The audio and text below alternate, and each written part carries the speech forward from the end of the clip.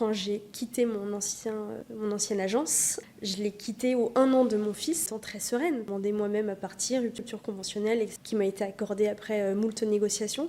Et je suis tombée de ma chaise en voyant mes indemnités Pôle emploi, parce qu'en fait, j'avais pas pensé que ton congé maternité n'était pas dans le calcul de ton Pôle emploi. Et du coup, j'avais aucune notion d'argent. J'ai beaucoup de mal à me priver. Quand j'ai découvert que les femmes touchaient en moyenne 39% de moins que les hommes à la retraite, j'ai compris à quel point les inégalités restent fortes. Pour moi, l'information financière est un levier d'émancipation. Pourtant, en France, l'argent reste un sujet tabou, surtout entre femmes. C'est ce silence que j'ai voulu briser. J'ai donc tendu le micro à des femmes inspirantes pour parler d'argent sans filtre, de parcours, de réussite et de liberté financière. Aujourd'hui, je suis ravie d'accueillir Nada Moubayed. Nada est responsable marketing depuis plus de 7 ans, principalement dans des grands groupes et dans les secteurs des médias et de la tech. Elle est maman d'un petit garçon de 2 ans et elle a décidé de devenir indépendante. Elle n'a pas de plan financier précis. Et quand elle parle de son rapport à l'épargne, elle évoque Freestyleland. C'est aussi ce qui m'a donné envie de l'interviewer parce que je pense qu'elle est vraiment pas la seule dans ce cas-là. Dans cet épisode, elle nous parle de son rapport à l'argent, de sa vision de la réussite, de son parcours, de ses réflexions et bien plus encore. Bonne écoute. Salut Nada, je suis ravie de te recevoir aujourd'hui. Salut Marie. Je voulais te demander, pour commencer, si tu peux te présenter rapidement d'un point de vue perso et d'un point de vue pro. Oui, bien sûr. Comme tu l'as très bien dit, je suis responsable marketing j'ai évolué dans l'univers des médias, dans des grands groupes télévisuels qu'on connaît tous. Qu'on ne citera pas. Qu'on ne citera pas. Et dans la tech, j'ai notamment travaillé en agence avec plusieurs marques tech. Donc à chaque fois dans des univers très, très masculins quand même, disons-le. Je suis devenue maman d'un petit garçon il y a un peu plus de 2 ans maintenant. Et depuis que je suis devenue maman, c'est vrai que ça a profondément changé mon rapport au travail, mon rapport à mon organisation et à l'argent aussi, disons-le.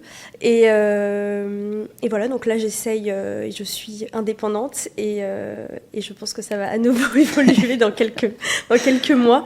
Mais voilà, je navigue entre tout ça. J'essaye aussi de créer mes propres marques. Je me suis lancée dans un site e-commerce.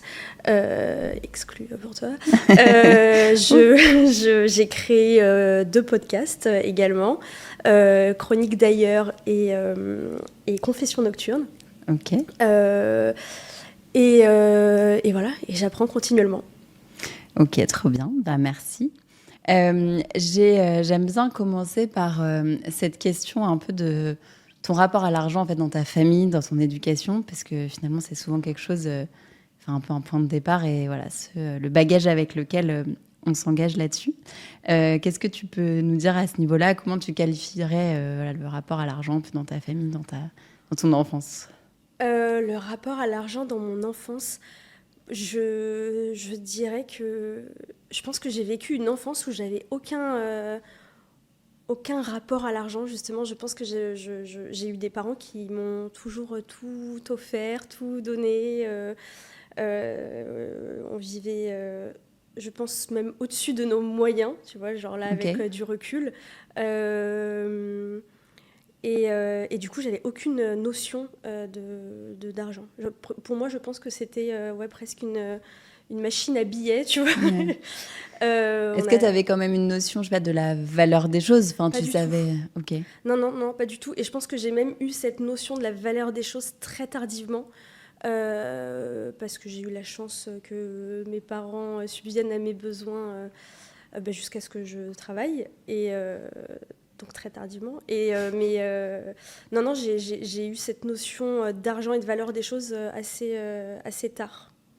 Ok. Et est-ce qu'il y a eu un moment où tu t'en es rendu compte? C'est quoi? C'est le fait, quand tu as commencé à travailler, de devoir... Ça a été quoi le déclic? Ouais, je pense que c'est ça. Je pense que je me suis rendu compte de la valeur de l'argent quand j'ai commencé à travailler. Je pense qu'en fait, j'ai commencé à travailler, j'ai signé mon premier CDI en même temps que j'ai eu mon... non, même pas. J'allais dire en même temps que j'ai eu mon premier appart, mais pas du tout. Parce qu'en fait, j'ai eu mon premier appart quand je suis allée faire mes études à Marseille. Mais en fait, tu vois, j'avais même pas la notion de l'argent à cette époque-là parce que c'était mes parents qui me payaient tout, enfin qui me finançaient mon appart. Donc non, je pense que c'est oui quand j'ai eu mes premiers salaires et que du coup je me suis rendu compte que le salaire il est pas ouf. L'appart il finit à un moment donné. C'est ça. Et l'appart, ça coûte cher. Faire les courses, ça coûte cher. C'est vrai que moi j'ai toujours appelé mes parents quand j'avais besoin de quelque chose et j'avais pas de budget. Tu sais, quand on était petit, il y a des gens qui avaient même de l'argent de poche. Ouais, voilà. Toi, t'as jamais eu ça. J'ai jamais eu ça. Moi, c'était vraiment... Mais après, par contre, j'ai toujours demandé assez peu d'argent. Tu vois, j'ai des plaisirs simples, disons. J'ai toujours demandé assez peu d'argent comparativement, par exemple, à mon frère. Je sais que lui, il était très... jeux vidéo, gaming, etc. Donc lui, c'était tout de suite, il a eu toutes les consoles qui sortaient, mais tu sais, qui coûtaient déjà vite cher. Moi, pas du tout, un livre. Mais du coup, hyper intéressant sur 2 choses. Déjà, tu as parlé alors, de vivre au-dessus de vos moyens tout à l'heure. Ouais. Qu'est-ce que, quand tu dis ça, qu'est-ce qui te fait dire ça, en fait ? Est-ce qu'il y a eu justement un moment, quelque chose où tu te... Enfin, c'est le recul, c'est... Qu'est-ce qui te fait dire ça aujourd'hui ? Je dis ça par abus de langage, tu vois, parce que je ne sais pas réellement, j'avais pas le nez dans leur compte et je ne sais pas réellement, hein, tu vois, si on vit au-dessus de nos moyens. Mais c'est vrai qu'avec le recul, après je sais que le coût de la vie a augmenté, tu vois, c'était pas pareil dans les années 90, début 2000, mais c'est vrai qu'avec le recul, là je me dis, mes parents n'avaient pas des jobs... ultra rémunérateurs. Tu vois, ils touchaient pas 20 000 euros par mois à chacun. Et pourtant, pour l'époque, on faisait quand même de grands et beaux voyages. On descendait à chaque fois dans des beaux hôtels. On allait tous les ans au ski. Enfin, là, moi, je suis allée au ski il y a 3 mois. Quand tu vois le coût d'un séjour au ski, tu te dis déjà, tu vas pas y aller tous les ans, quoi. On s'habillait toujours avec des habits de marque. Et puis, ça changeait continuellement. Tu vois, j'avais pas des parents... t'as fait un trou dans ton jean, on va le réparer. C'est au contraire, on va le donner, on est en asso, okay. Quoi. Enfin. Et l'autre chose dont tu as parlé aussi, et ça fait écho à un reportage qui est d'ailleurs sorti sur Arte, hyper intéressant, Les femmes riches ne courent pas les rues, sur cet écart entre les filles et les garçons. Et tu as des vraies études qui te montrent que justement les garçons ont tendance à demander plus. Et c'est marrant parce que toi, dans ton cas, c'est ce que tu évoques. Est-ce que tu penses, et toi par exemple en tant que maman aujourd'hui, tu vois, dans ce côté, est-ce que du coup il voudrait pas mieux, par exemple, avoir un montant fixe par mois, tu vas parler d'argent de poche, ou je sais pas, pendant tes études, ou qu'en fait après à la limite chacun se gère comme il veut, et peut-être que si toi tu as des besoins différents, t'épargnes, si t'as... mais tu vois qu'il y a une certaine équité là-dessus, ou au final toi c'est quelque chose, c'était comme ça, et aujourd'hui vous avez chacun vos modes de vie, et c'est pas un sujet... Non, je vois ce que tu veux dire, parce que c'est vrai que j'ai même des amis, je sais, où les parents tiennent même des comptes de... on a donné 1 000 euros à ton frère, donc toi, on sait qu'on te doit 1 000 euros et tout. Nous, on n'a jamais été éduqués dans ce sens-là. Je me vois pas reproduire moi-même la chose si j'ai un jour plusieurs enfants. Là, pour l'instant, la question se pose pas, j'en ai qu'un. Mais non, c'est pas...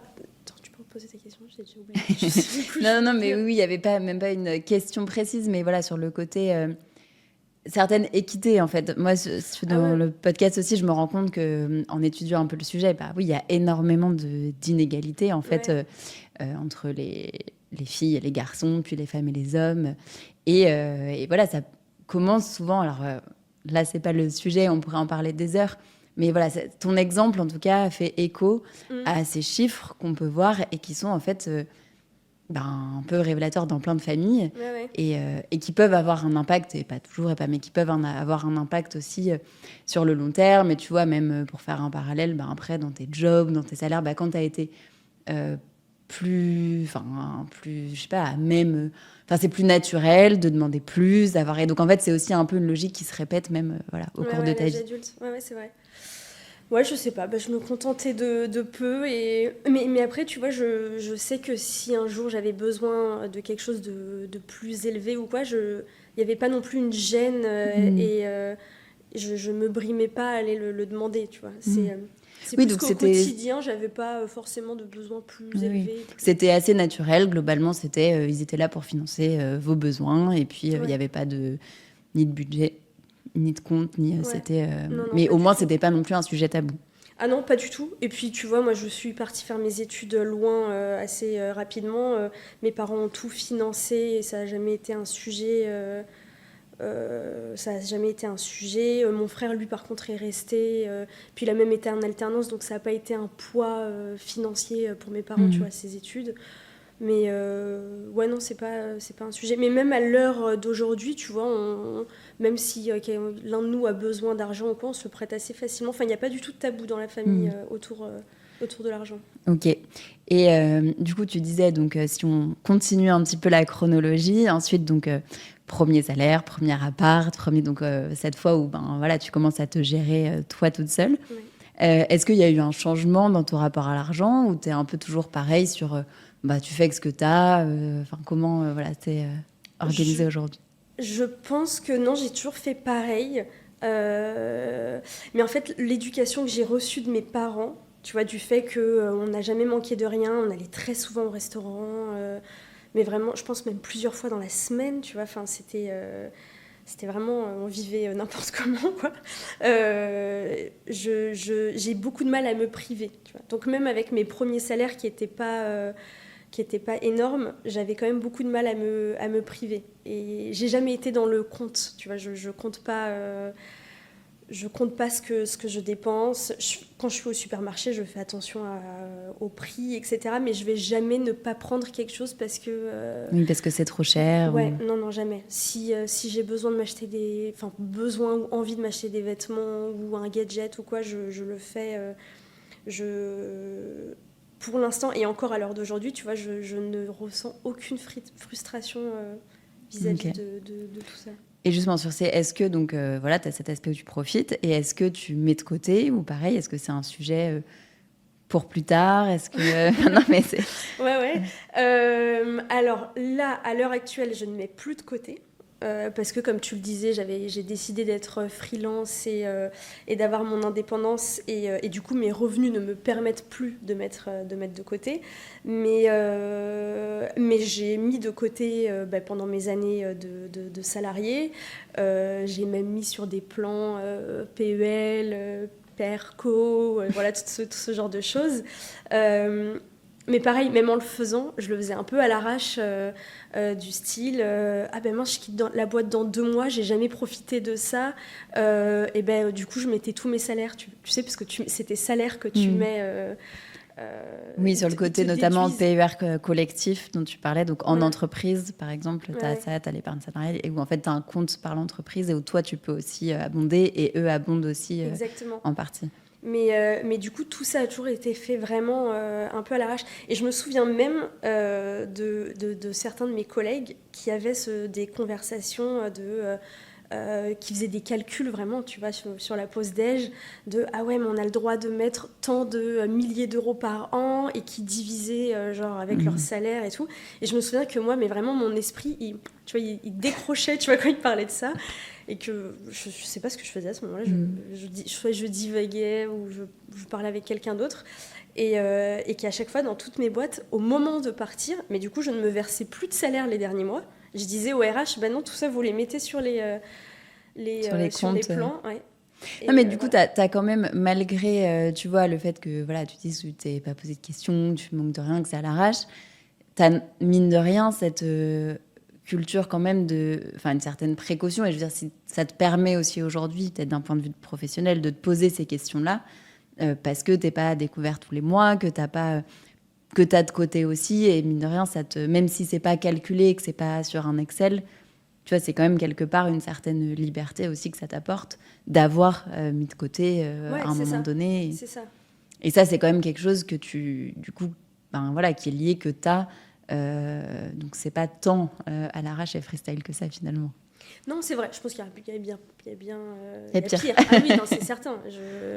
Tu donnais un exemple tout à l'heure, et je l'ai connu aussi de personnes qui sont dans le rouge tous les mois et qui pourtant sont très aisées. Enfin, mais non, je suis pas à ce point-là. Mais parce que je pense que malgré tout, j'ai quand même... Enfin, pour moi, l'argent et l'aspect financier, ça a été très vite synonyme de liberté, tu vois. Et du coup, je me suis toujours dit, tant que j'ai quand même de l'argent, je serai libre, tu vois. Libre de m'acheter ce que je veux, libre de partir en voyage où je veux, etc. Donc, je fais quand même attention à une certaine limite, tu vois. Oui, à avoir quand même un truc de sécurité et de ne pas être dépendant dans tes choix, de pas être dépendante dans tes choix, d'avoir... Enfin, justement, pas le choix. Enfin, ça t'offre en fait le choix, le fait d'avoir un matelas de sécurité, quelque chose qui te permet de te dire oui, je peux manger et nourrir mon enfant le mois prochain. Voilà, c'est ça. Ouais. Et d'avoir une vision quand même sur plusieurs mois. Mais voilà. Mais après, le fait aussi d'être devenue maman, je pense que c'est aussi ça qui m'a plus fait anticiper, tu vois, parce qu'effectivement, genre, quand t'es tout seul, Non, mais c'est bien, tu me fais les transitions, donc c'est parfait. Donc voilà, sujet suivant. Non, c'est vrai que c'est marrant et ça m'intéresse que tu développes cette partie-là, parce que nous on le voit, c'est souvent quelque chose qui intervient. Je voulais même au départ tourner ce podcast autour de la maternité et de l'argent. J'ai élargi un petit peu plus. Mais parce qu'en fait, on a souvent ce moment, t'es pas la seule à évoquer ça, où en fait, t'as ce moment où tu dépends plus, enfin, c'est plus que pour toi. Y a quelqu'un qui dépend de toi pour un certain nombre d'années à venir, qu'en plus, bon, ça a quand même un coût. Et donc, il y a souvent, en fait, c'est souvent lié à ça. Donc intéressant que tu développes cette partie-là. Toi, tu as senti quand même que ça a été quelque chose qui a compté. Ah oui, j'ai senti qu'il y a eu un switch. Mais en fait, j'ai senti que la maternité avait eu un switch sur plusieurs aspects. On va pas tous les développer là parce que... Ah bon, ça a changé. C'est un gros changement. Mais, étonnant. Même professionnellement, tu vois, c'est là où j'ai voulu devenir indépendante parce que plus envie d'être contrainte d'horaire, de travail, de devoir justifier à quelqu'un de « Ah bah non, mon enfant est malade, je peux pas venir, etc. » Donc c'est là où j'ai voulu devenir indépendante. Mais en même temps, je me suis dit après, oui, mais c'est quand même assez sympa d'avoir un salaire fixe qui tombe tous les mois, plus tous les avantages, faut pas le nier. En plus, en ayant bossé en grand groupe, d'avoir c'est ça, y a quand même tous les avantages autour. Il y a énormément d'avantages. Là, quand tu es indépendant, c'est toi et toi-même. On avait une nounou qu'on payait 1 100 € par mois. Tu n'as aucune aide, à part les aides éventuelles de l'État, mais tu n'as pas d'employeur qui peut prendre une certaine partie. On n'a pas de tout ce qui est chèque vacances, etc. Ce qu'il faut aussi préciser, c'est que quand on est devenu parent, mon copain avait choisi de se reconvertir professionnellement. Donc on parlait que de mon salaire à moi, parce que lui il n'avait plus de revenus. Il n'avait plus de revenus, il était étudiant. En 2e année d'études, il a quand même pu être alternant. Et il est alternant dans un grand groupe. Donc là, on rebénéficie de tous ces avantages, mais qui sont pas négligeables. Enfin, ça fait quand même la balance dans ton budget. Mais ouais, non, Mais en fait, j'y reviens, tu vois.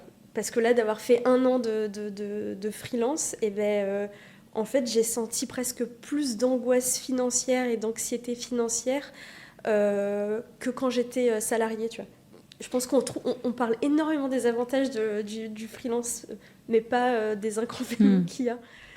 Oui, bien sûr. Déjà, tu as toute la partie, je pense, parfois, on voit le côté aussi mission, etc., qui peut être un truc, si tu es dans un domaine où tu t'éclates avec des super clients, tu peux avoir des choses très intéressantes, mais tu as toute la partie administrative, tu as toute la partie gestion, prospection, gestion de boîte, en fait, qui n'est pas forcément le truc que tu aimes le plus faire, qui prend du temps, Et ce que tu disais, oui, c'est toi et toi-même. Donc, c'est sûr que la pression, elle est aussi, si tu trouves pas, si ça rentre pas. Ouais, c'est ça.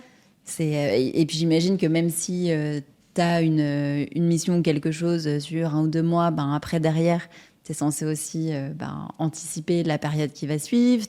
Donc, ouais, c'est ça. C'est que tu es beaucoup plus dans le flou. Et en tout cas, pour moi, ça a été beaucoup plus finalement angoissant et stressant que... parce qu'en plus, je me suis retrouvée paradoxalement à faire beaucoup plus d'horaires que quand j'étais salariée. Ok, tu veux dire parce que tu avais par exemple moins de cadres, que finalement tu pouvais t'y mettre le matin, le soir, C'est ça, c'est qu'en fait tu as moins de cadres, c'est que tu es beaucoup plus passionné et investi dans ce que tu fais. Donc, moi, il y a eu plein de fois où je couchais mon fils et puis je me remets sur l'ordinateur pour finir quelque chose parce que en plus, je suis dans une réflexion et dans une création et je trouve ça hyper intéressant et j'ai envie de continuer sur ça. Mais est-ce que En tant c'est que pas salarié, je le faisais jamais, tu vois. liberté aussi, du coup, de pouvoir te dire, à la limite, dans ta journée, alors, je sais pas comment c'était, peut-être que c'était du coup du matin au soir où tu bossais, mais de te dire, peut-être, je m'y remets le soir, mais j'ai eu un moment dans la journée que j'aurais pas eu sinon.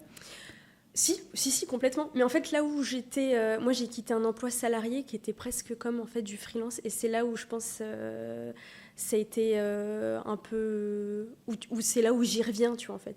T'avais presque tous les avantages, en fait. C'est Les ça. avantages du freelance et du Ouais. salarié. Alors, j'avais quand même, tu vois, des réunions imposées et j'avais quand même un boss, tu vois, à qui je devais dire ah ben là je peux pas être là. Et c'était aussi ça qui me gênait, tu vois. Moi, Mais ce qui peut être un peu le cas en freelance aussi avec des clients. Exactement. Au final. Exactement. Mais en fait, ce que je n'avais même pas imaginé, tu vois, je me t'ai pas imaginé devoir rendre des comptes à quelqu'un. Tu as en plus maintenant beaucoup plus de clients qui te demandent d'être sur site. Alors, ils te demandent pas par écrit d'être là 5 jours sur 5, mais qui te demandent d'être là 2 ou 3 jours sur 5. Mais ça, c'est des choses auxquelles moi, je n'avais pas pensé avant et dont j'étais pas au courant, tu vois. Ouais. Mais ouais, c'était pas... en tout cas, ça n'allait plus avec ma vision des choses et ce que je voulais dans ma vie professionnelle et de maman, etc. Et c'est pour ça que j'en reviens. Finalement, le salariat n'a pas que du mauvais. Oui, c'est sûr. Et puis tout dépend des conditions dans lesquelles tu es salarié aussi. Oui, donc aujourd'hui, tu es plutôt dans une perspective de reprendre un emploi salarié, mais avec t'aimerais une certaine flexibilité dans le côté, tu parlais par exemple du côté sur site ou télétravail. Ouais. Est-ce que c'est un peu ça du coup aujourd'hui, ce serait quoi le job idéal du coup? Le job, après moi je suis dans des professions où en général on est quand même au moins la moitié du temps en télétravail, donc le job idéal, j'aimerais travailler pour une marque. L'agence ne me va plus, enfin pas ne me va plus, mais je l'ai fait et j'ai énormément appris, mais là j'aimerais bosser pour une marque, faire partie d'une équipe, tu vois, ça c'est quelque chose aussi qui me manque. Le fait de bosser seul. Ouais, le fait de bosser seul et que tout dépende de toi et de ne pas pouvoir échanger tes idées et tout, ça me manque. Ou même juste de retrouver des collègues à la cafette, tu vois, pour parler de tout et de rien. Et puis après, le domaine m'importe presque peu du moment que la marque me parle, tu vois. Ok. Et est-ce qu'on peut revenir, du coup, tu l'as évoqué rapidement tout à l'heure, mais voilà, ton conjoint était en reconversion. Et comment, du coup, d'un point de vue organisation, au final, financière au sein du foyer, donc il y a eu un moment, ça reposait plus sur toi. Est-ce que je te parle de ça parce qu'aujourd'hui, il y a notamment un grand sujet qui est mis un peu en lumière sur les femmes, les couples qui font 50-50 alors que tu as des revenus très inégaux. Souvent au détriment des femmes, pas toujours, mais où en fait on commence aussi à en parler sur le côté, en fait c'est bien un peu ce mouvement d'émancipation de vouloir te dire non, je suis indépendante, je travaille, on fait 50-50, c'est normal, etc. Et où en fait si tu as un écart de salaire, finalement c'est pas ça l'égalité, l'équité, vaudrait mieux faire un prorata ouais. Ou pareil sur voilà, tout cet impact et toute cette notion d'argent au sein du couple qui est en fait assez inégalitaire, où au final on se marie moins, donc en fait on n'a plus les mêmes protections non plus en cas de séparation. Et il y a tous ces sujets là, je trouve un peu qui sont intéressants. Est-ce que ça c'est des choses toi sur lesquelles pareil, vous vous êtes posé des questions ou vous en avez parlé ou... On s'est posé des questions assez récemment. Mine de rien, après la naissance de notre fils, c'est vrai qu'avant ça, on s'était jamais même posé pour parler de comment on répartit les choses. Mais en fait, c'est vrai que c'est même une bonne question, parce que je me souviens même pas de comment on avait réparti les choses. On a très vite habité ensemble, Mais on n'avait pas de compte commun, donc je sais pas. Je pense qu'on avait simplement, tu vois, réparti... Vous payez à peu près chacun la moitié. Après, vous aviez tous les deux des salaires à ce moment-là ? Ouais, on avait tous les deux des salaires à ce moment-là, mais je pense qu'on s'était répartis, genre... je sais pas, toi tu payes l'électricité, moi je paye l'abonnement box, ou tu vois, on avait fait une répartition un peu arbitraire comme ça. On n'avait pas de compte commun, ou c'était moi qui faisais les courses parce que lui il avait des horaires de travail assez volumineux, et je faisais les courses, mais je sais même pas comment on faisait. Et donc depuis, vous avez un compte commun ? On a un compte commun depuis 1 an et demi. On l'a créé un peu après la naissance de notre fils. Parce qu'au début, juste après la naissance, on faisait encore un peu c'est moi qui ai acheté les couches, la prochaine fois c'est toi. En fait, une galère absolue. Donc on s'est décidé à franchir le pas d'avoir un compte joint. Et puis là, c'est chacun met une somme, la même somme tous les mois. La question de l'inégalité, tu vois, salariale, elle se pose plus trop parce que depuis, il est rentré en alternance. De par son âge, il a quand même un salaire assez élevé. Oui, mais du coup, toi, il y a eu un moment, quand par exemple, il n'y avait que toi qui avais des revenus, du coup, c'était que toi qui mettais, ou lui, il mettait aussi parce qu'il avait de côté ou... Ah oui, il mettait aussi parce que... je crois qu'il touchait le chômage ou quelque chose comme ça. Okay. Mais oui, il s'est jamais retrouvé sans aucune rentrée d'argent. Et toi, aujourd'hui, pareil, dans l'autre sens, vous continuez à être, entre guillemets, à égalité parce que toi, tu as mis de côté à un moment donné. Ouais, voilà, il met un peu plus là en ce moment. Okay. Oui, non, mais ça fait partie de ces questions. Oui, parce qu'aujourd'hui, il gagne plus que toi. Parce qu'aujourd'hui, il gagne plus que moi, et que j'estime que moi, je m'occupe plus de notre enfant et que je ne reçois pas de salaire pour ça. Donc, c'est une forme de salaire, tu vois. Oui, et en même temps, ce n'est pas un salaire si c'est plus pour les dépenses communes. C'est pas un salaire non plus. Non, bien sûr, c'est vrai. C'est pas un salaire. Je dis ça parce que justement, dans le reportage dont je te parlais tout à l'heure, il donne l'exemple d'un couple, il me semble que c'est en Amérique du Nord, où justement, en fait, pour le coup, la femme s'est arrêtée de travailler et donc il n'y a que le salaire du mari. Et en gros, il lui verse vraiment un salaire, au sens où comme si ce qu'il gagne par mois, il se le divise en deux. Ouais.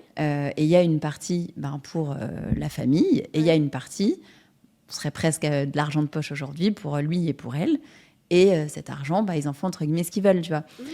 Et après, il y a plein de modèles, plein de questions, et il n'y a pas aujourd'hui de bonnes ou de mauvaises réponses. Je veux dire, déjà, pour le coup, je trouve de pouvoir en parler et de pouvoir que ce soit pas un sujet tabou, c'est déjà hyper important, selon moi. Mais voilà, et puis après, ta situation, elle change très régulièrement, et donc des ajustements, il faut en faire aussi. Oui, c'est ça. Mais voilà, en tout cas, c'était juste sur le terme. En fait, c'est pas un salaire, et pour deux raisons. La première, c'est que voilà, c'est pour les charges du foyer. Et la deuxième, c'est que si tu avais un salaire, tu cotiserais, par exemple. Et donc, en fait, il y a aussi toute cette question du travail gratuit derrière. L'argent, là, c'est aussi des cotisations que toi, tu n'as pas pour ta retraite notamment, pour le chômage, pour d'autres choses. Oui, bien sûr. Mais là, après, ça, c'est... cette situation, c'est moi qui l'ai... tu vois, là, je ne suis pas... freelance pour pouvoir m'occuper de mon enfant, ou je ne travaille pas pour pouvoir m'occuper de mon enfant là. Mais oui, non, mais c'est non, mais voilà, c'était juste sur le mot salaire. Ouais. Et je trouve que c'est juste bien puisque j'ai eu d'autres exemples dans mon entourage, et je trouve que c'est juste bien d'en avoir conscience. Et encore une fois, tu vois, il y a pas même l'exemple que je te donne du couple là aux États-Unis, il me semble, où en fait, même si tu sépares en deux, etc., il y en a celui qui a son travail, et ça, c'est d'un point de vue État, et ça, c'est même pas à nous, en tant qu'individus, aujourd'hui, on peut pas, en tout cas, je ne vois pas la solution pour y remédier.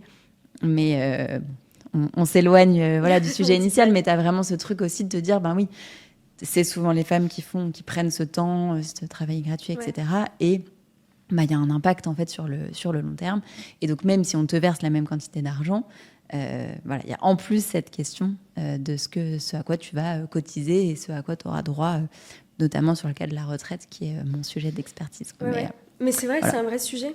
Et on digresse encore, mais par exemple, tu vois, tu parlais des cotisations, etc. quand j'ai quitté mon ancienne agence, je l'ai quitté au 1 an de mon fils. Mais vraiment en étant très sereine, tu vois. J'ai demandé moi-même à partir, rupture conventionnelle, etc., qui m'a été accordée après moult négociations. Et je suis tombée de ma chaise en voyant mes indemnités Pôle emploi, parce qu'en fait, j'avais pas pensé que ton congé maternité n'était pas pris en compte dans le calcul de ton Pôle emploi. Tu vois, tous les trucs comme ça, ouais. Et ça, je savais même pas. Et ben moi non plus. Et en fait, c'est des nouvelles lois qui sont passées. Et en fait, tu veux dire que du coup, en gros, sur tes indemnités du coup de chômage, t'avais pas, le temps que tu avais eu en congé maternité, c'était quoi? C'était pas compté ouais. En fait, maintenant, les indemnités Pôle emploi, elles sont calculées sur les 12 derniers mois travaillés. Ok. Tu vois. Donc, et hors congé maternité. Voilà. Mais en fait, ton congé maternité, je crois qu'il est de 4 mois ou 3 mois, si je dis pas de bêtises.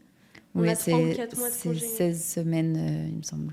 Ouais, donc on a 4 mois de congé maternité. Donc déjà, sur 12 mois, tu te retrouves avec 8 mois de salaire, enfin de calcul. Ouais. Mais il est pris sur 12 ? Non, en fait, il ne calcule pas. C'est 4 mois de congé maternité. Du coup, ils sont retirés, okay. Ils sont retirés du calcul, tu vois. Donc, il ne te reste plus que 8 mois. Eux, ils prennent la somme globale, total. Tu vois, Okay. total. Donc, ils prennent que 8 mois de revenus. Moi, il se trouve qu'en plus, j'avais eu un congé pathologique, etc. Donc, en gros, on était monté à 5 mois, tu vois, pour moi.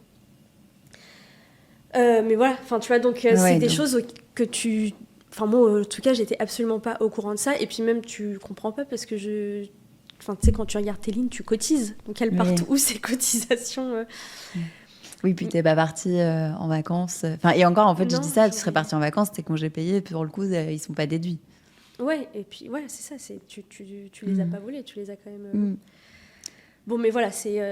non, mais c'est intéressant parce qu'un des points, je te dis, pour le coup, quoi je trouve aussi intéressant d'évoquer quand même ce sujet de la maternité, c'est que tu as un constat de base aujourd'hui qui est que la maternité appauvrit. Et en fait, tu te rends compte que c'est vraiment un moment, pour le coup, où les inégalités se creusent et continuent de se creuser.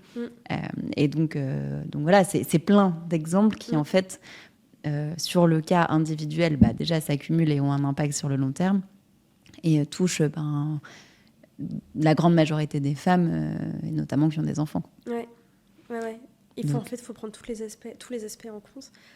On n'est pas au courant. Oui, et en même temps, je pense que c'est... Voilà, il y a aussi des sujets... Enfin, c'est à la fois, prendre en compte, et à la fois, il y a des choses, sinon tu le fais jamais. Mais bon, c'est au moins, moi, je me dis, un des points d'en parler pour, être au moins informé et faire les choix en connaissance de cause. Alors maintenant, pour continuer cette fameuse chronologie qui n'est peut-être claire que pour moi, mais qui déroule, est-ce que du coup sur le sujet futur, donc on a parlé un peu de l'impact de ta maternité dans un peu l'instant T finalement, et sur l'impact dans ta vie, dans ton couple, dans tes choix professionnels, mais du coup sur la suite finalement, est-ce que t'as par exemple... Est-ce que, par exemple, tu mets de côté pour ton fils aujourd'hui ou pas du tout, ça te paraît loin, tout le reste pour la première question. Ouais. Alors déjà, juste avant ça, j'aimerais aussi dire quelque chose, c'est que moi, je ne viens pas du même niveau social et du même... j'ai même pas le même rapport, en fait, à l'argent que mon conjoint. Donc je pense que c'est aussi ce qui fait qu'on n'en parle pas trop entre nous. C'est qu'on vient pas on n'a pas le même background, lui et moi, dans nos familles, et que du coup on n'a pas du tout la même vision des choses. Comme ça, parce que je trouve que, dit comme ça, de dire qu'on n'en parle pas, ça fait un peu bizarre, alors que genre on a un enfant ensemble, etc. Ouais, non, puis, pardon, mais encore une fois, pour le coup, vous en parlez. C'est très récemment, tu vois, c'est très récent. Oui, mais un peu comme j'ai l'impression, je fais un peu le parallèle avec ce que tu disais avec tes parents, c'est que finalement ça a été un sujet qui n'est pas, tant mieux, pas un problème, sans que ce soit non plus un sujet tabou. J'ai pas l'impression que, tu vois, toi, t'es, je sais pas, même garder du coup des rancunes ou des choses, des sujets dont vous n'avez pas parlé. C'est plus que, tant mieux, j'ai envie de dire, l'argent n'a pas été un problème et ne l'est pas. Mais au final, tu dis qu'aujourd'hui, il gagne plus et toi, tu as peut-être pris plus de temps et donc il met plus. Enfin, donc, c'est pas non plus un sujet, en tout cas, ce que j'en perçois, mais c'est pas non plus un sujet, ça vous brûle pas les doigts, il n'y a pas de sujet non plus de. Bon, on n'en parle pas. Et tu te sens pas lésée aujourd'hui, a priori. Non. Et si la situation évoluait, j'imagine que vous feriez peut-être évoluer des choses. Ouais, complètement. C'est ça. C'est qu'on reste flexible et. Mais du coup, dans son rapport à l'argent à lui, qu'est-ce que quand tu dis que vous n'êtes pas du tout sur la même longueur d'onde, ça se traduit sur des choses en particulier? Ça se traduit. Lui vient d'une famille assez, genre presque bourgeoise, tu vois. Tu vois, qui ont beaucoup hérité des aïeux. Enfin voilà, des deux côtés, du côté de son père et de sa mère.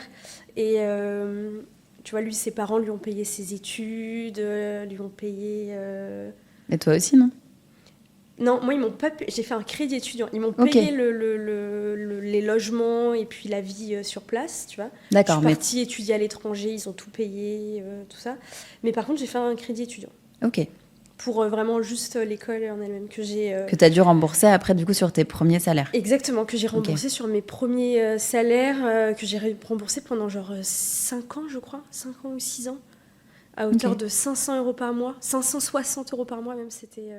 Je me souviens parce que ça m'a... Bah ouais, c'est beau. Et ça, c'est un truc dont t'as pas... C'est marrant parce que tu vois, t'en as pas du tout parlé tout à l'heure. Ouais. Quand tu disais, voilà, justement, que c'est vraiment le moment, du coup, bon, ton premier emploi, bon, qui a coïncidé donc avec ce remboursement, mais tu vois, t'en as pas du tout parlé tout à l'heure, même quand t'as parlé, tu sais, par rapport à ton frère, où tu disais, en fait... Lui, il est au final, moi je suis partie et j'ai fait les études que je voulais, machin, mais ok. Donc toi, tu as quand même eu ce premier rapport aussi finalement à l'endettement et qui est quand même aussi quelque chose qui, j'imagine, t'oblige quand tu reçois ton salaire. Il y a cette partie-là aussi qui... Ah oui, c'est la ligne qui devient un réel stress. Enfin, moi, je me souviens que ça me... Enfin, pas que ça me stressait, mais que c'était un boulet, tu vois. Genre, tu sais que tu as tel salaire, mais que tu en as déjà 560 qui part presque, tu vois, par la fenêtre. Parce que c'est ni ton logement. Bon. Oui, et puis c'est presque du passé, mais c'est à l'instant que tu dois... okay. C'était très frustrant, et puis c'était long, tu vois. Je te dis, c'était 5-6 ans. Enfin, moi, en tout cas, ça m'a paru long. Et je me souviens même que c'était... je disais toujours à mon copain, on n'aura pas d'enfant tant que j'aurai encore mon crédit étudiant, parce que je peux pas rembourser, genre, prêt étudiant, et en même temps être maman, genre, ça me paraissait trop... contradictoire. Ah, ouais. Ok. Donc pour revenir, voilà, donc tu disais, lui, pour le coup, par exemple, pas il n'a jamais eu tout ça. Il a ouvert un commerce dans Paris, à quelques pas d'ici d'ailleurs, et il a pu l'ouvrir parce qu'il a reçu un héritage de son grand-père, ou je sais plus qui. Enfin, moi, c'est des choses qui m'ont jamais... Enfin, je ne sais même pas si moi-même un jour je recevrai un héritage, tu vois. Genre, mes parents, je sais qu'ils n'ont jamais reçu d'héritage, ils ont démarré de leur vie à zéro. Enfin bref, on vient pas du même type de famille, on n'a pas le même rapport, nos parents n'ont pas le même rapport à l'argent. Moi, mes parents, ils vont gagner 5 €, ils vont en dépenser 5, tu vois. Genre, il n'y a pas ok, on en dépense 3 et puis on en garde un et un autre. Mais pareil, quand tu dis ça, et en même temps, j'imagine qu'ils ont quand même géré, a priori, de ce que tu dis, assez bien quand même leurs finances, puisque vous avez pu, donc même si tu as dû payer ton école, ou ils t'ont payé tes logements, ils t'ont payé, donc finalement, ils ont quand même, d'une certaine façon, géré de manière à ce que, en tout cas, voilà, en tant qu'enfant, tu n'aies pas à te soucier. Mais je pense qu'il n'y avait pas de plan, tu vois. Oui, ils n'ont pas investi à côté, ils n'ont pas forcément... Parce que tu vois, s'ils avaient mis de l'argent de côté pour les études des enfants, j'aurais pas eu à faire de crédit étudiant. Je pense que c'est simplement, ils avaient la chance, entre guillemets, d'avoir cet argent-là et de pouvoir m'entretenir, et ils le faisaient. Mais il n'y a jamais eu de plan pour eux. Oui, plus long terme, ok. Non, jamais eu du tout. Et donc tu disais, oui, juste donc dans votre... finalement dans votre couple, où vous avez donc pas ce même passé, etc. Mais est-ce que, ça a un impact du coup dans votre organisation, justement, dans les plans peut-être futurs, Ouais, je pense que c'est un impact dans notre organisation parce qu'on ne voit pas, comme je te disais, les choses de la même manière. Mais tu sais, tout se joue dans les détails, en fait. Quand j'y réfléchis, Et ça paraît presque trop détail, mais par exemple, lui, il vient d'une famille qui n'a jamais eu de problème d'argent. Et je me souviens, quand je l'ai rencontré, par exemple, il n'avait pas de mutuelle. Et il va chez le dentiste un jour, qui lui sort un devis de genre 800 €. Et il revient, oh, la flemme de mettre 800 € dans ça. Et en fait, ça lui avait même pas traversé l'esprit que la sécurité sociale allait en prendre une partie, qu'il avait fini par avoir une mutuelle entre-temps, et que sa mutuelle allait en prendre une autre partie, tu vois. Et je me souviens, il avait pris rendez-vous pour la semaine d'après. Je me souviens le voir partir la semaine d'après, faire ce rendez-vous, faire un chèque, ou je sais pas comment il a payé, et de revenir, oh là là, la flemme, tu te rends compte, 800 €, nan. Et genre moi, dans ma tête, j'étais là, mais le gars ne sait même pas qu'il peut envoyer ce devis, enfin cette facture, pardon, du coup, et il va se faire rembourser, tu vois. Alors que il avait une, je sais pas si on peut la citer, il était chez Alan, tu vois, la mutuelle, donc il remboursait en plus très vite, très bien. Enfin, parce que même il s'était jamais occupé de ça en fait. Ah non, mais non, non, c'est parce qu'en fait, je pense que il a la chance d'avoir l'argent sur son compte, et donc voilà, il paye, et il cherche pas à se faire rembourser après, tu vois. C'est même, tu vois, au niveau vestimentaire, moi, ça me paraît fou. Moi, je m'achète une paire de baskets, mais j'ai benchmarké pendant 2 mois avant, tu vois. Je me suis imaginé des tenues et tout, et lui, il va s'acheter T'as comparé sur plusieurs sites. Vraiment. Puis en me disant, attends, peut-être que dans 3 semaines, il y a les soldes, bon, vas-y, je sais pas. Et en même temps, moi, tu vois, je m'achète une paire de baskets, j'en ai pas nécessairement besoin, j'en ai plein d'autres, tu vois. Mais je fais quand même ce petit effort-là d'y réfléchir. Lui, pas du tout, tu vois. On a vraiment un rapport différent à l'argent. Par exemple, moi, je sais que mes parents aussi m'ont toujours dit il faut que tu achètes, tu gaspilles des loyers, il faut que tu achètes un appartement, ça sera pour vous, etc. Lui ne veut pas acheter d'appartement. Pour lui, avoir un appartement, c'est une contrainte, tu vois. Ok, et pourtant, il a dans sa famille un patrimoine immobilier. Mais bien sûr, mais justement, c'est parce que lui, au contraire, ses parents, qui ont la chance d'avoir un gros patrimoine immobilier, lui sortent le discours inverse de avoir des locataires, c'est une charge, c'est prise de tête, ça nous prend X X heures par mois, etc. Tu vois, on est vraiment sur... moi, mes parents qui ont ils ont maintenant la chance d'avoir une autre maison au Maroc, mais ils ont une maison en France, ils sont trop contents d'avoir leur maison en France et trop fiers. Lui, ils ont un beau patrimoine, et au contraire, ils voient ça comme... une contrainte plus qu'une... Ouais, comme vraiment une vraie charge, tu vois. Il faut... Mais ce que je peux entendre aussi, hein, c'est vrai que même moi, quand ils m'en parlent, je me dis, ah oui, c'est bon, oui. d'être riche. Non, mais après, ça pourrait être aussi de votre résidence principale, qui n'est pas une gestion de locataire. Non, même eux, non, ils ont vraiment ce discours de même la résidence principale, tu te rends pas compte, t'as la taxe foncière, au final, je me suis jamais pensée sur le sujet, donc je saurais pas te dire plus, mais tu vois, t'as beaucoup de frais cachés, tu vois. Ouais, je trouve que pour le coup, c'est pas forcément un mauvais discours, et que parfois on peut avoir le truc aussi inverse de il faut acheter à tout prix, et en fait, pas forcément, tu vois. En effet, t'as beaucoup de frais cachés, et parfois t'as des choses selon ta situation et selon plus même intéressante, même d'un point de vue purement financier à faire.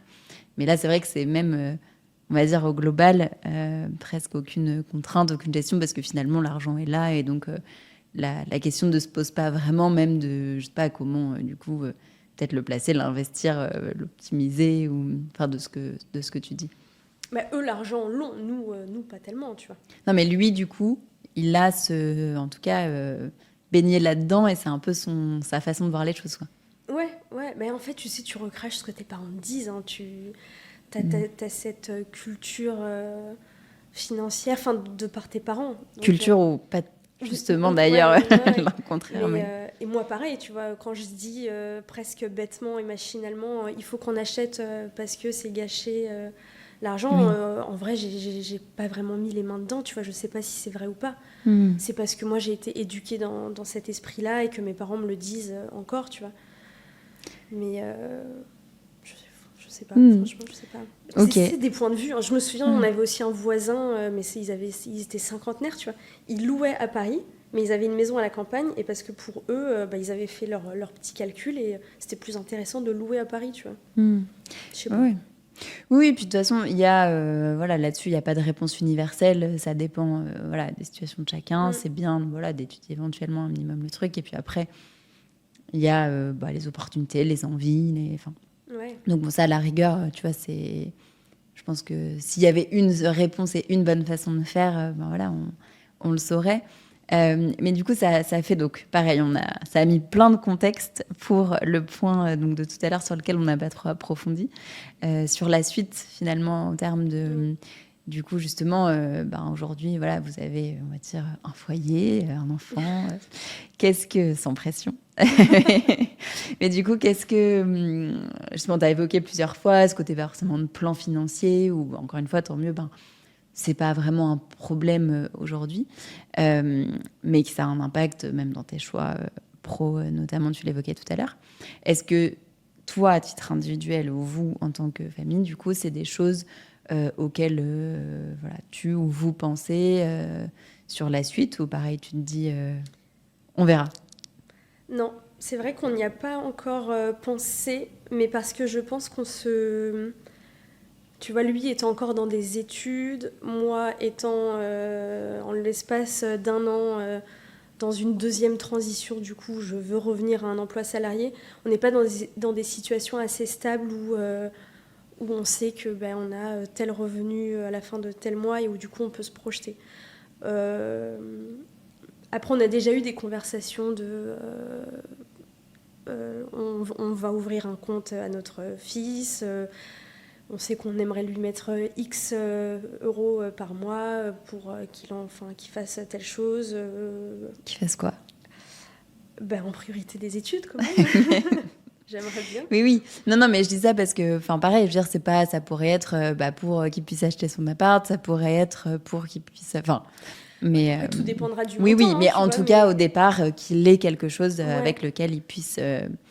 un petit, partir. Un petit bagage pour démarrer Okay. la vie. Ouais, ça c'est clair. Parce que moi, je pense que ça m'a manqué. Ça te met quand même, tu vois, le pied à l'étrier de démarrer avec quelque chose dans la vie. Je trouve que après, c'est peut-être le milieu dans lequel on évolue, mais genre quand tu sors d'école de commerce, moi j'avais l'impression d'être, j'avais l'impression d'avoir 3 trains de retard par rapport à tous les gens de ma promo, tu vois, comme je te disais, qui eux, par exemple, viennent de familles avec un héritage. T'as le sujet du crédit, t'as le sujet de l'héritage, t'as le sujet des donations. Enfin oui, t'as en effet des moments aussi où oui, les décalages peuvent intervenir. Ouais. Là, je pense que c'est aussi même un des gros arguments pour lesquels on n'a pas, par exemple, encore acheté de biens, c'est que nous, malheureusement, moi, mes parents ne me donnent pas d'apport, j'ai rien, tu vois, donc on peut pas. Mais bref, donc du coup, oui, j'aimerais bien qu'il ait tout ça, ouais. Je pense que j'aimerais bien même aussi lui inculquer une vraie éducation financière, enfin, pas une éducation financière, mais en tout cas lui inculquer plus la valeur de l'argent, contrairement à ce que j'ai eu moi, qui tombe d'un peu moins haut, tu vois. Surtout que, après, je sais pas encore une fois si c'est vraiment le coût de la vie qui a vraiment augmenté, tu vois, on parle beaucoup de ça là en ce moment, mais par rapport à quand on était nous enfants, j'avais l'impression que c'était moins un sujet, tu vois, ils vivaient plus dans l'abondance, dans l'opulence. Ouais, je j'ai pas la réponse non plus parce que pareil, faudrait demander aussi sur d'autres générations comparées. Moi, j'ai eu pareil en termes de cas de la chance de grandir dans un environnement où j'ai pas eu vraiment de questions à me poser là-dessus. Mais c'est sûr qu'aujourd'hui, je trouve. Alors, est-ce que c'est le fait que nous, on doit mettre des chiffres en face d'un compte, que vraiment on se rend compte de oh waouh, c'était vraiment beaucoup. Ouais. Je pense que c'est un mélange un peu des deux parce que j'en ai parlé un peu avec mes parents. Et oui, je vois sur l'exemple, tu parlais du ski, je pense de certains voyages. Je pense que quand même, aujourd'hui, on le voit, ça dépend en plus où tu habites. Mais quand tu habites à Paris ou à côté, oui, le poids notamment de ton logement. Alors, j'ai plus les chiffres en tête, il faudrait que je les recherche exactement. Mais je pense que les ordres de grandeur sont à peu près bons. Mais comme si pour nos parents, par exemple, te loger, et même à Paris ou en région parisienne, ça représentait... admettons, j'ai plus les chiffres, mais voilà, peut-être 20% de ton budget global. quand aujourd'hui, ça représente la moitié pour plein de foyers. Ouais. Donc, tu as de toute façon là-dessus des choses, c'est sûr, qui ont évolué. Là-dessus, je pense que c'est certain. Ouais. Après, oui, il y a la question aussi de, en effet, comment tu t'organises aussi ce que tu as, comment est-ce que... voilà, de où tu habites, il y a pas mal de paramètres qui rentrent en compte. Ouais, bien sûr. Mais oui, je pense qu'il y a quand même un sujet aujourd'hui, voilà, ne serait-ce que l'exemple du logement, on est quand même un qui est a priori... Tout le monde en plus passe par là, parce que tu sois propriétaire et que ce soit pour rembourser ou, ton emprunt, ou que tu sois locataire, c'est un poids important et quasi inéluctable, quoi, à part voilà, déménager ailleurs éventuellement. Mais c'est un poste de dépense qui est de toute façon présent. Ouais. La dernière fois, je ne sais pas si l'info... Mais pareil, j'ai des chiffres un peu vagues, tu vois.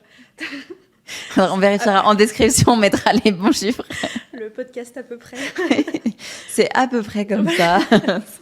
Mais c'était d'ailleurs à Pantin, donc pas très loin en région parisienne.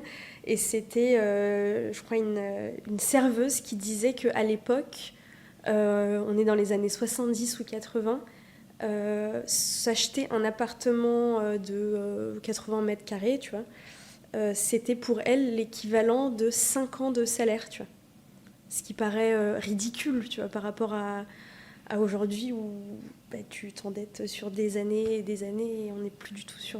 on n'est plus sur les mêmes ordres de grandeur, quoi, comme tu disais. Mais cet exemple-là m'avait vraiment frappée, tu vois. Je me suis dit 5 ans, mais ça paraît... Oui, après, j'imagine, est-ce que si c'est 5 ans de salaire ou si c'est 5 ans d'emprunt? Parce que dans tous les cas, tu vois, tu mets jamais tout ton salaire, enfin, tu as d'autres dépenses. Mais en revanche, ça reste, oui, parce que même si tu t'endettes à 30%, ça reste pas sur 25 ans, ce qui est le cas aujourd'hui, avec un apport et avec... Donc oui, c'est sûr que je pense notamment, en tout cas sur ce poste-là, que c'est des choses qui ont vraiment évolué, pas à notre avantage. Non. Sur aucun poste, je pense. Oui. Quand tu regardes les courses, je sais pas, là, après, podcast ménagère. L'inflation. Mais c'est pour ça que je pense qu'on se posait moins de questions aussi. Que nos parents, j'ai l'impression, se posaient moins de questions, tu vois. Tu vois, quand en fait, j'ai pas l'impression que, en tout cas, mes parents avaient cette valeur aussi de l'argent ou des plans sur l'avenir, etc. Mais juste, ils vivaient au jour le jour et ils profitaient de la vie. Mais parce que je pense aussi qu'ils n'avaient pas conscience que la vie pourrait être plus difficile, tu vois, pour leurs enfants. Je pense qu'eux, ils ont tellement vécu dans une abondance et dans une période de pleine croissance, de plein emploi, de tout ce que tu veux, que pour eux, c'était juste, tu feras tes études, tu auras un bon job et la vie sera waouh. Ouais, c'est sur des roulettes et t'as pas forcément de questions en plus à te poser. Après, ce qui est important aussi, je trouve, d'apporter un cadre au final... t'as aussi d'autres avantages, quand on dit, du coup, t'as des bons souvenirs, plein de choses que t'as pu faire et vivre. Bien sûr, ouais. Puis j'espère donner ça à mon fils. En tout cas, c'est bien parti parce que chaque fois qu'on part en vacances, c'est ma grande phrase. On part pas en vacances si c'est pas pour vivre comme des milliardaires. Ah oui. Ah ouais. Ok. Ou que ce soit. Ah ouais. Très bien. Ouais, j'ai dû comme mes parents, tu vois, j'ai pas pris ce côté-là de je regarde trop, Après, comme tu disais tout à l'heure, tu vois, je ne me mets pas dans le rouge et non, mais il y a ça limites, tu vois. Et puis il y a le côté de t'évoquais et on en a parlé dans le premier épisode aussi, je trouve, sur les plaisirs de chacun. Enfin, moi, à la rigueur, tu vois, je me retrouve là-dessus où pour le coup, je sais pas, il y a plein de trucs sur lesquels, je sais pas, des meubles, des choses, j'avoue, c'est pas des choses qui me procurent forcément du plaisir, du bien-être. Donc, c'est pas l'argent, je vais pas le mettre là-dedans. Ouais. En revanche, je préfère me faire plaisir sur un bon resto, sur un voyage et pas regarder certaines choses. Donc après, c'est aussi une question de où tu... Il y a le sujet de vivre au-dessus de tes moyens ou pas et de où tu mets, en fait, où toi, ça te fait plaisir. Et je veux dire, ça me fait penser, tu as une règle un peu en finance, alors qui est très à prendre avec des pincettes, mais qui est en tout cas découpée en 3 pôles. je peux dire les chiffres, mais c'est le 50-30-20, mais avec une partie en fait loisir. Et moi j'aime bien aussi cette approche pour se dire l'idée, c'est pas parce que tu gagnes de l'argent non plus qu'il faut tout mettre de côté, tout faire. C'est bien d'avoir une partie, et notamment pour avoir ce côté aussi sécurité, incertitude, tu ne sais pas forcément de quoi va être fait non plus l'avenir, et puis de te permettre d'avoir cette liberté de choix, mais d'avoir aussi une partie en fait où tu te fais aussi un peu plaisir, quoi. Et après ce que tu mets derrière, ça c'est très individuel, et finalement chacun décide. Si toi c'est sur les vacances, et c'est très bien. Après c'est aussi se connaître et puis savoir où toi tu as envie de mettre ce qui t'apporte en tout cas de la satisfaction et du plaisir. Ouais, complètement, bien sûr. Voilà. Écoute, je crois qu'on arrive à un moment, donc cette discussion pourrait s'éterniser encore, mais on a évoqué déjà pas mal de sujets. Est-ce que tu as quelque chose qui te vient en tête, où tu t'es dit ah là on n'a pas parlé de ça, quand même ça vaudrait le coup? Je pense qu'on a fait le tour des grandes choses, des grands sujets. Mais non, je pense que je voudrais simplement dire... la seule chose que j'aurais regretté, que je regrette, dans les grands groupes, et tu le mentionnais au tout début de la conversation, c'est que les femmes demandaient moins, se contentaient de moins en tout cas. Et je relie ça au monde du travail. Et je pense qu'il ne faut pas hésiter en tant que femme à demander plus, tu vois, tout simplement parce qu'on a, comme une petite fille, on a tendance à demander moins par rapport à un collègue masculin qui va faire les mêmes heures, le même travail, la même chose. Et voilà, n'oublie pas de demander un peu plus. Très bien, c'est un parfait mot de la fin. Merci beaucoup d'avoir accepté cette invitation. Merci à toi. Et puis, à très vite. À très vite. Merci de votre écoute. J'espère que cet épisode vous aura plu. Si c'est le cas, ça nous aiderait beaucoup que vous vous abonniez, commentiez et que vous le partagiez à vos amis.